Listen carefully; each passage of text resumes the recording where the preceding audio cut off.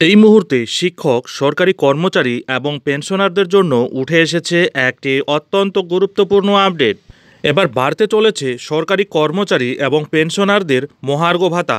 কত বাড়ছে এবারের মহার্ঘ ভাতার পরিমাণ, সম্পূর্ণ বিষয়টি ডিটেলসে আলোচনা করব। তার আগে চ্যানেলে নতুন হলে চ্যানেলটিকে সাবস্ক্রাইব করে বেল আইকনটি বাজিয়ে অল নোটিফিকেশন অন করে দিন এই ধরনের গুরুত্বপূর্ণ আপডেটগুলি সবার আগে পেতে।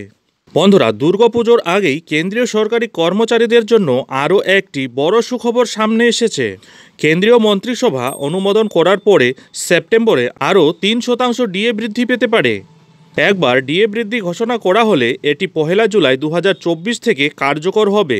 জানা যাচ্ছে 3% ডিএ এবারে নিশ্চিত, তবে এটি 4%ও হতে পারে।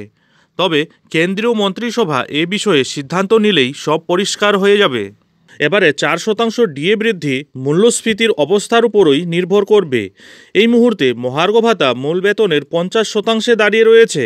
একটি প্রতিবেদনে দাবি করা হয়েছে যে সপ্তম বেতন কমিশন অনুসারে ডিএ মূল বেতনের সাথে একীভূত করা হবে বলে আলোচনা চলছে। এর আগে চলতি বছরের মার্চ মাসে ডিএ বৃদ্ধি করেছিল কেন্দ্র। এর ফলে ডিএ 4% বৃদ্ধি পেয়ে মূল বেতনের 50% হয়ে গেছিল।